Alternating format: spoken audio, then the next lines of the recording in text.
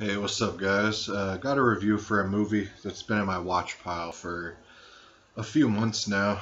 Or it feels like a few months. It's probably only been 2 months, but I've been putting this off for a long time. To be honest, I've been dreading watching it, kinda, just because I've heard a lot of bad things about it. I heard it doesn't make any sense and all that, and I know it bombed. And that's Mother by Darren Aronofsky, and stars Jennifer Lawrence, Javier Bardem, Ed Harris, and Michelle Pfeiffer.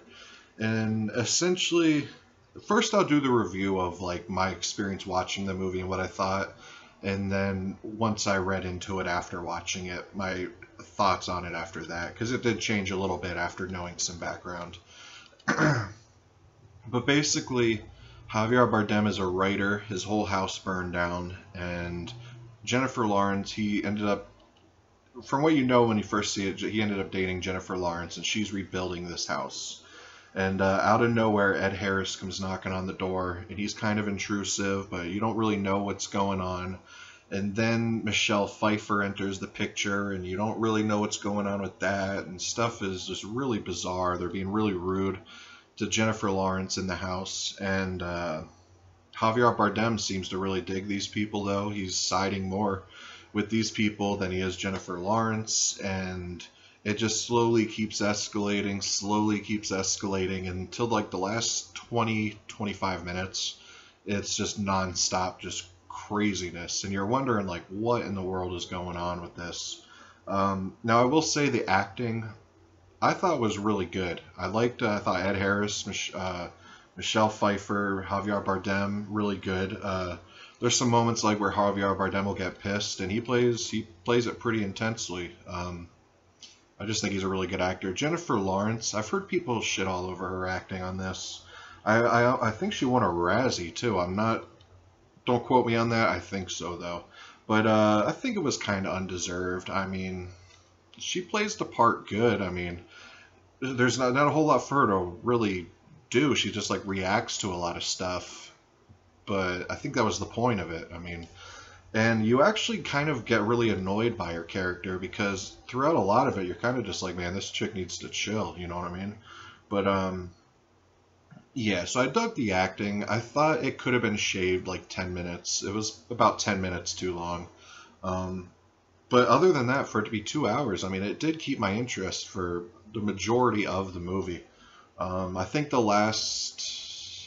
it needs to be like 10 minutes shorter. I don't know off the top of my head what scenes could have been shaved. I mean, maybe 10 minutes couldn't have gone. I don't know, but this, it's just too long for the point they're trying to convey. I mean, the whole entire movie takes place in the house. There's not a single scene that takes place outside of this house. So there's that whole thing.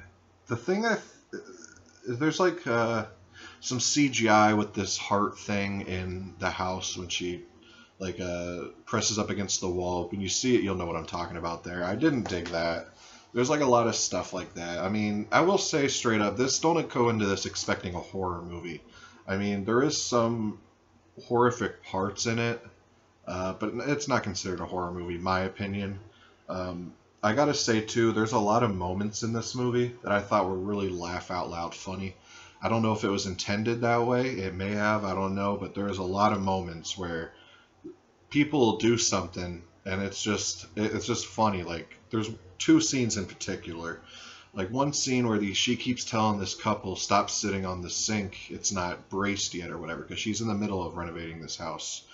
And they get off, and she looks back at them, and they're sitting back on it, and she's like, get off it, and they get off, and then she looks back, and they're both sitting on it, and they're like, look, it's fine, and they start bouncing on the sink and all that. She's yelling at them to stop. The next thing you know, the whole sink comes out of the wall, water flying everywhere. Part like that was really funny, and towards the end, all I'm saying, there's the baby scene. You'll know exactly what I'm talking about. Once Jennifer Lawrence starts closing her eyes and Javier Bardem with this baby, it literally had me busting out laughing. Just the way it was shot, the way everyone's reactions to it. I was not expecting to laugh as much as I did at this movie, and it wasn't like laughing like, wow, this is stupid. So it makes me kind of think he was looking for a laugh. Like I said, I'm not sure.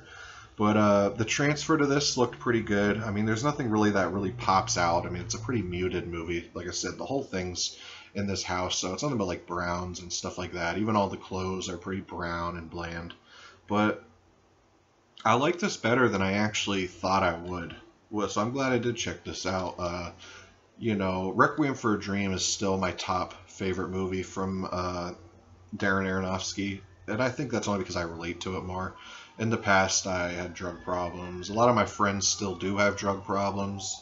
I live in Sarasota, Florida, so that's just kind of a way of life here. Like, it's old town here, so all the younger people, you end up just turning to drugs most of the time. But I'm out of that now. But that movie did resonate with me the most out of all his movies. And Black Swan was okay. I didn't like Pi. This is my second favorite Darren Aronofsky movie. I give it a 7 out of 10. Like I said, it wasn't. I mean, I'd give Requiem for a Dream like an 8.5. You know, it was enjoyable. Probably won't watch this for another few years because it is kind of an intense movie. Now, when it does end, you're kind of like, my brain actually hurt because I heard before this movie, I watched this, that there's a lot of symbolism and stuff in it. So I would like to watch it again, probably. But yeah, the symbolism, I'm not going to lie, I had to go on YouTube after this ended, and I had to look up some explanation videos just because I had my ideas of what was going on. And I like it a little better now that it was kind of explained to me, because they go back and it's like, oh yeah, it's basically, there's like Christian themes in this, Mother Nature themes in it, and it's definitely a mind trip movie. I would be shocked if someone just watched this and got it, the whole thing, straight through, you know, first time view. I would be pretty impressed. But yeah, definitely a movie that's a big thinker. It's cool to have these kind of movies in the collection, like mind benders. But yeah, definitely check this out if you like kind of mind warp type movies, just movies that really make you think. I know everybody shit all over this and it bombed, but you could tell Darren Aronofsky put a lot of thought into this movie. I mean, this is like a film. This is, you know, there's a lot of good movies. This is a straight up film, you know what I mean? So do with that what you will. Definitely check it out if you have any interest in it whatsoever, because it may actually impress you, kind of like it did me. And you could find this cheap everywhere because it bombed so hard. I think I bought this for like $10 at Walmart with the slipcover and everything, so that's cool. Whatever. But anyways, guys, peace.